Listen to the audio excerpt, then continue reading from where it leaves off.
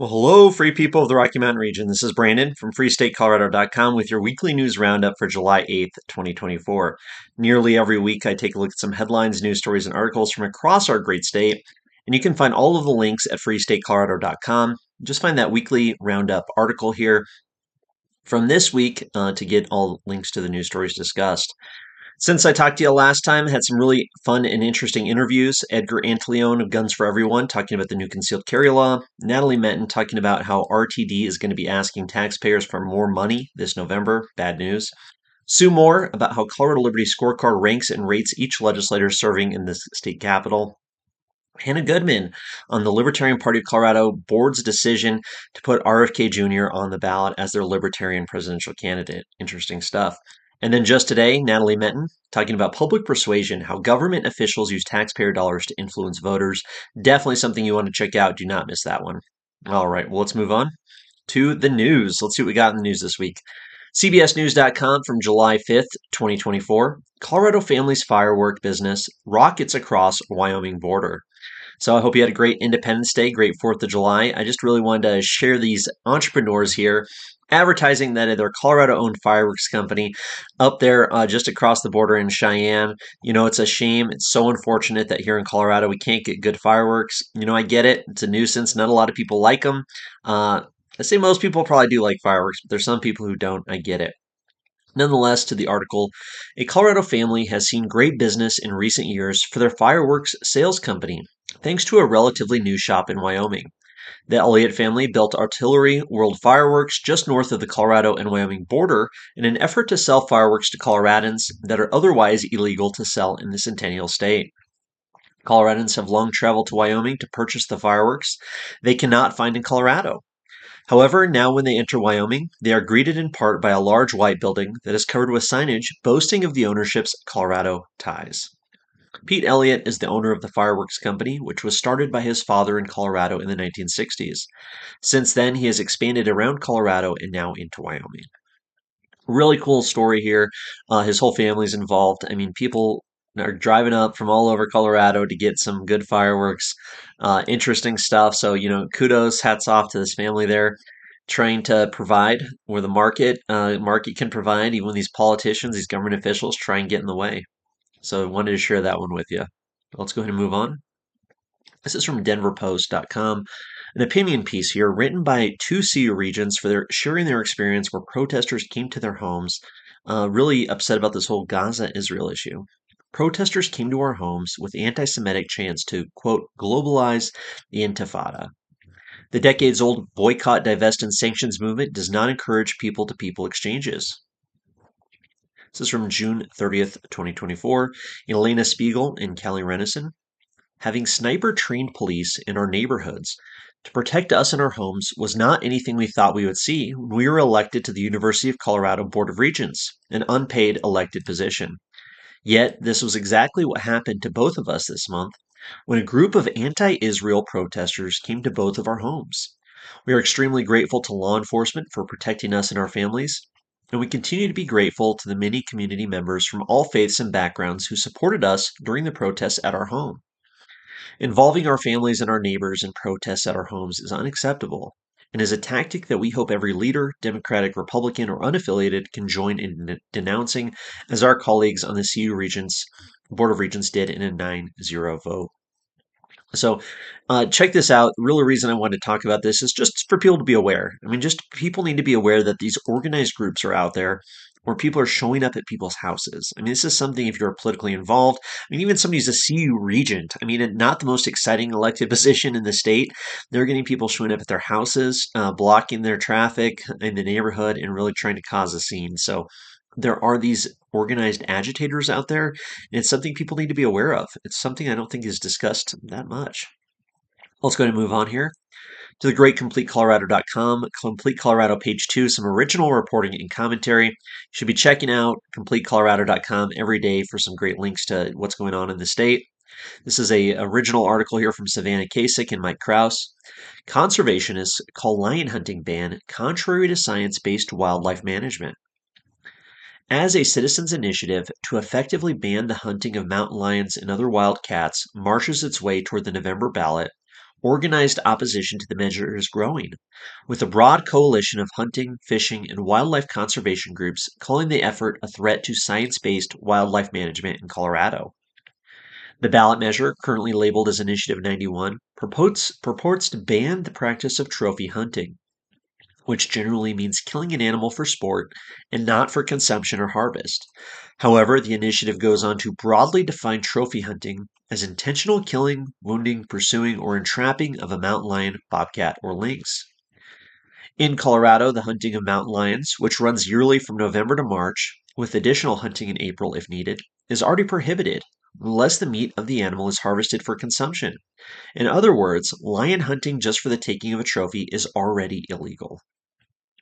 According to a position statement released by the Colorado Wildlife Conservation Project, CWCP, Initiative 91 would prohibit the regulated hunting of mountain lions and bobcats and end a time-proven, successful, and highly regulated method of wildlife management, removing decisions about wildlife management from trained wildlife experts. Lynx are also included under the measure's protections, but as CWCP points out, quote, lynx are already protected by both state and federal law, with hunting and trapping prohibited. So check that out. There's a lot of groups really trying to stop this bad initiative. There's going to be a lot of initiatives on the ballot. This is just one of the many bad initiatives we'll see. Definitely be talking a lot more about this and other initiatives as we get closer to the November election. But nonetheless, this lion hunting ban is totally unnecessary. And I would have to say it's part of this larger anti-hunting agenda. And there's an anti-meat agenda out there, unfortunately, as well. Let's go to move on. From the Denver Gazette. Denver bought hotel to house homeless, but 15 months later it hasn't opened. This is government business as usual, folks. Purchased to be a homeless shelter in January 2023, under former Mayor Michael Hancock's administration, the 96-unit building hasn't sheltered one homeless person. This is from July 3rd, 2024. Denver officials celebrated the purchase of a 96-unit hotel last year with much hype, envisioning a homeless shelter that would offer an array of supportive services such as case management and therapy. The city described the former Stay Inn hotel as having recently undergone updates.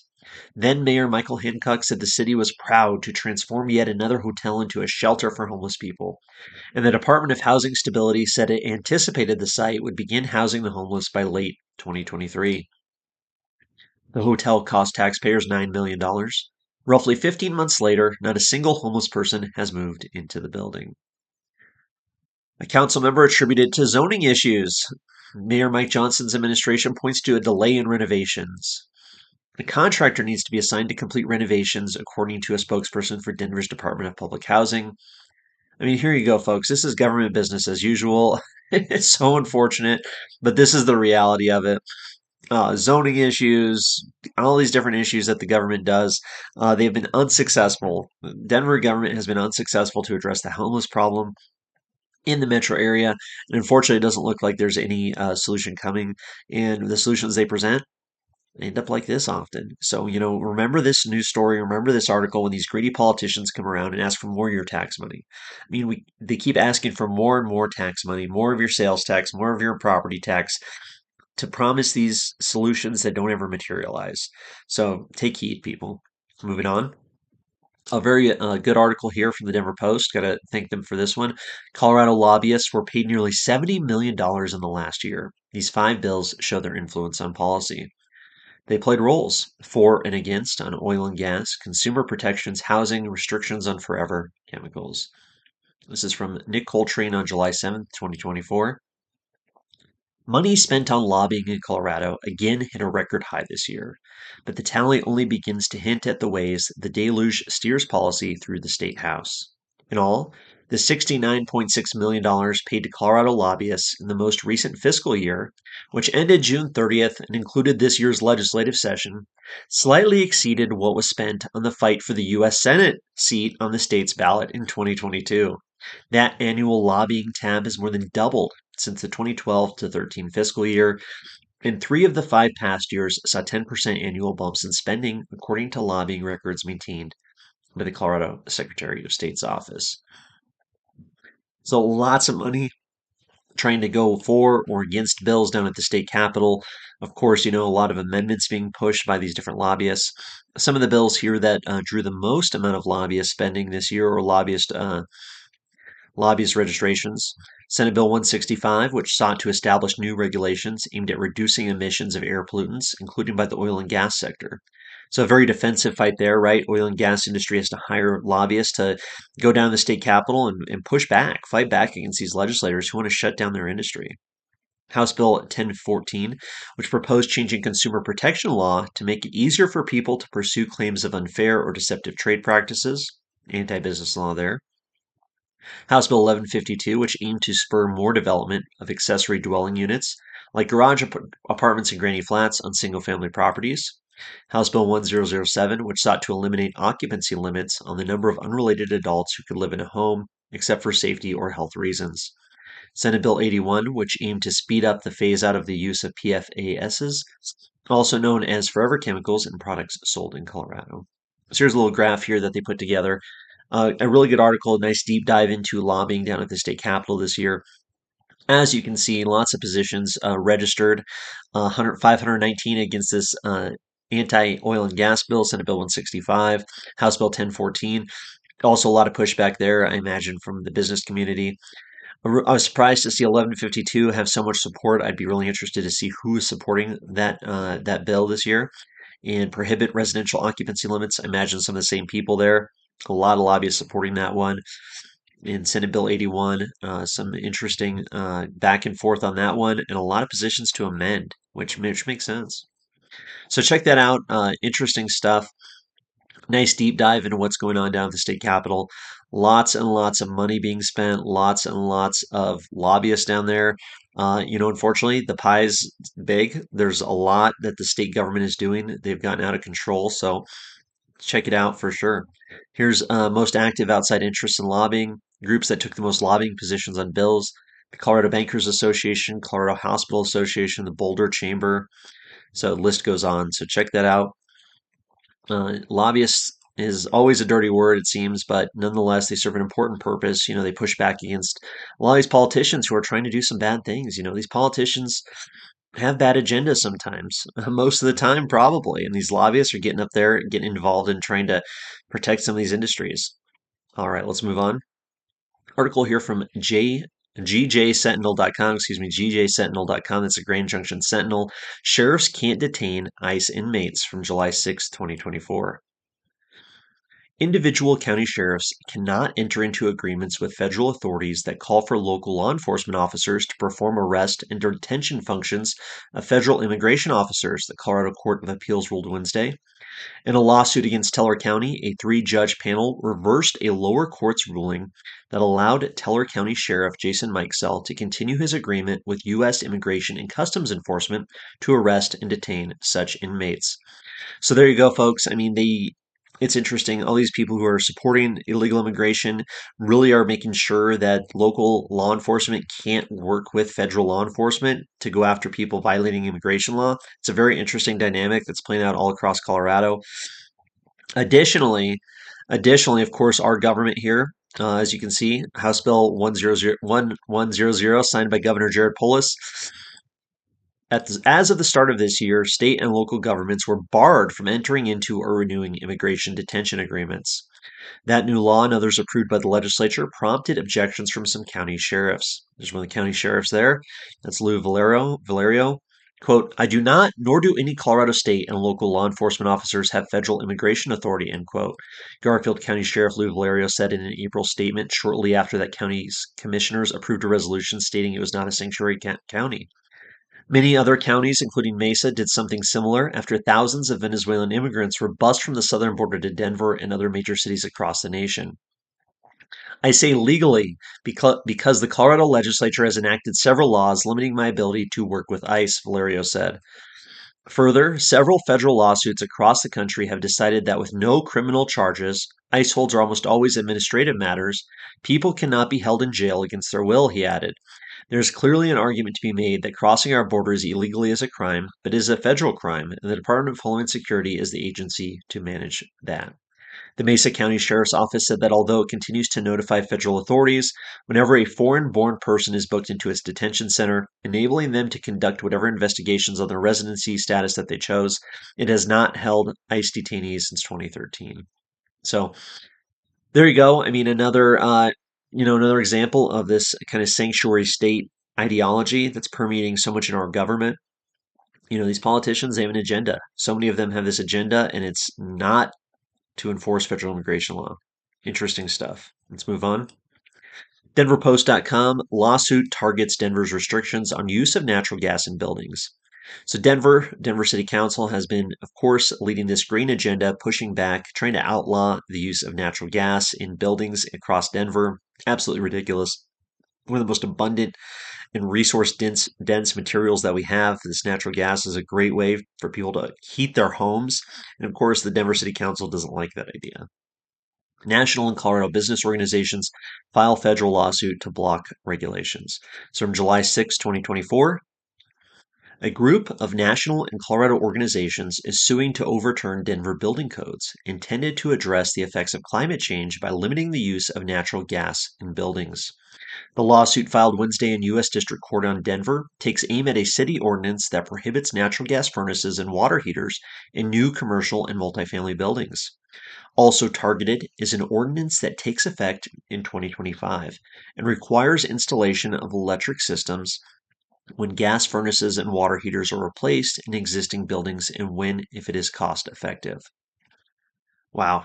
Yep, they definitely want to go after natural gas, that's for sure. So let's see here, continue on here. The challenge to Denver's ordinances claim that they also violate the Federal Energy Policy and Conservation Act, which includes energy conservation standards for consumer products. In addition, Denver's requirements will drive up business costs, of course, jeopardize jobs, yep, and make housing, energy, lodging, and food service more expensive, the lawsuit state said. 100% true. I completely agree with that. Similar claims were made in a lawsuit filed in April by the Colorado Apartment Association and the Apartment Association of Metro Denver, Colorado Hotel and Lodging Association, and NAIOP, a commercial real estate association. The complaint also objects to state building codes to electrify buildings. Yeah, I mean, that's how it goes. They're really trying to shut down natural gas use. It's sad stuff. They're going to leave people out in the cold. Other plaintiffs are the National Association of Home Builders of the United States, Colorado Restaurant Association, Home Builders Association of Metropolitan Denver, American Hotel and Lodging Association, National Apartment Association, and the National Propane Gas Association. These natural gas regulations are not simple changes. They will push housing prices even higher, and restaurants that rely on gas fired cooking for the flavor and style of cooking for their menu offerings will have to recreate their businesses or close, the Restaurant Law Center said. Denver's building codes dealing with gas appliances apply to only space heating and water heaters. Gas-fired cooking stoves aren't affected. Say yet. I guarantee you they have that in their crosshairs for sure. You got to push back now and stop them now before they continue on. I hope this lawsuit succeeds. I hope people get more involved in this issue. We got to protect our ability to have cheap, abundant, affordable natural gas, right? Anyways, let's move on. Sad story here from the Denver Post. Judge rules that Metro District can condemn swath of Palizzi Farm in Brighton. Controversial eminent domain action drew hundreds of farm supporters to court hearing in May. The Brighton City Council has totally failed to protect this community. The Brighton City Councilors need to be held accountable for their failure to make sure this Metro District was not going to shut down Palizzi Farm. This eminent domain is a terrible, terrible thing. This is from July 3rd, 2024. They came by the hundreds to an Adams County court, filling overflow rooms in a show of solidarity against an attempt by a developer to seize through eminent domain a swath of historic Brighton farmland for a flood control project. But last week, a judge ruled she would grant immediate possession of the subject property, an easement across the 95-year-old Palizzi farm to Parkland Metropolitan District Number 1, the entity behind the development of a nearby neighborhood called Bromley Farms.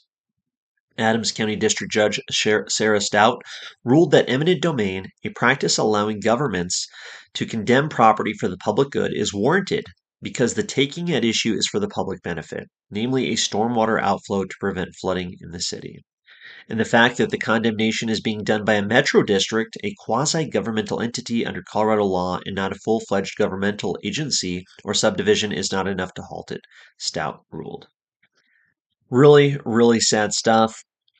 Palizzi Farm wrote that people should let your city councilors know it's in their hands for them to make sure Palizzi Farm can actually farm over their pipes, as Parkland testified to, and to make sure the drainage outfall as proposed will actually work. But this is the reality of it, people. You got to pay attention to your local government. You have to pay attention to what's going on in your metro district because this could happen to any property owner in the state of Colorado, unfortunately. City councilors failed to protect the community in Brighton, and it might lead to the shutdown here of a nearly 100-year-old family farm. It's absolutely tragic, and these politicians need to be held accountable. Let's move on. Article here from Corey Gaines. Wanted to share this one because, of course, people say, hey, where's all this tax money going, right? The state governments, the county governments, their local governments are collecting more tax money than they've ever had before, and the condition of the roads is as bad as it's ever been. So this is from July 1st, 2024, from RockyMountainVoice.com, another news website you should be checking every day. Are your damn roads fixed yet? Have they turned a single shovel? Corey Gaines, of course, Colorado Accountability Project is a Substack. Back in 2021, our governor, upon passage of Senate Bill 260, proclaimed that we'd finally fix our damn roads. While driving to Denver the other day and having my teeth rattle in my head on a rough section of road, my friend Jerry Sonnenberg has said you better wear your spurs to hang on. I thought back wistfully to those claims. Far from being a measure that collected money to actually fix the surfaces our cars and commerce move on, the bill itself created numerous enterprises, only some of which actually work to fix the roads. So it's a pretty good deep dive here. I mean, he's got spreadsheets, he's got the receipts, he's showing all the money that our state government is collecting under these ridiculous programs. Of course, Jared Polis is wrong, like he often is.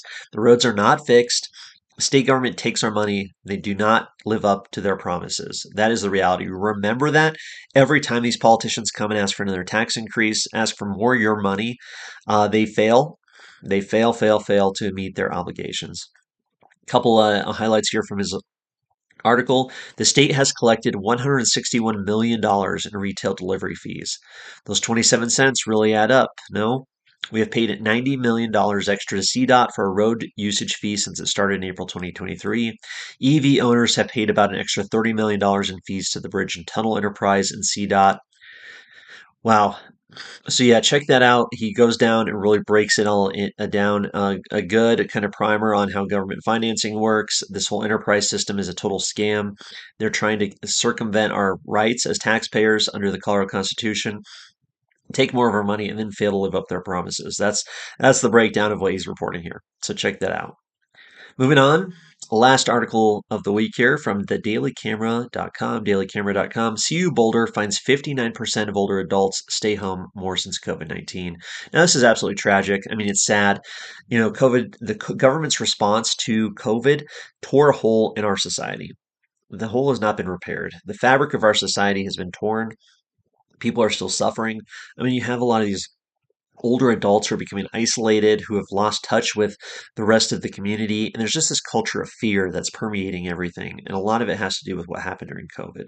So from June 27th, 2024, for many older adults, the COVID-19 pandemic has left lasting impacts on their lives. Jessica Finley, a professor at the University of Colorado Boulder, surveyed roughly 7,000 people ages 55 or older from all 50 states. She found more than half of older adults spend more time at home and less time socializing in public spaces since the pandemic. Yikes. Finley began the survey shortly after it began in 2020 and has continued to follow up with the participants to see how their lives are impacted over time. The results show that 59% of people reported spending more time at home, 75% eat out less often. The survey also showed that 57% exercised indoors less, 62% visited an arts or cultural site less, and 53% attended religious services less often. I mean, there you go. We're seeing, I hate to say the breakdown of our civil society or the lack of community engagement, but unfortunately it's there. There's so many people, especially these older people, who are just opting out of participating in our civil society. And it's very unfortunate. It's tragic. And it's really the legacy of these bad politicians like our governor, like these county health officials, like so many people who tried to shut down society and cause so much harm during the whole COVID era. Anyways, check that article out for some more information. Really appreciate you joining me this week. It was a lot of fun. I'll be back next week, hopefully, with some more news stories. Let's keep an eye on what's going on locally. You can have a big impact on your local community here. So thanks again, everybody. Take care. We'll see you next time.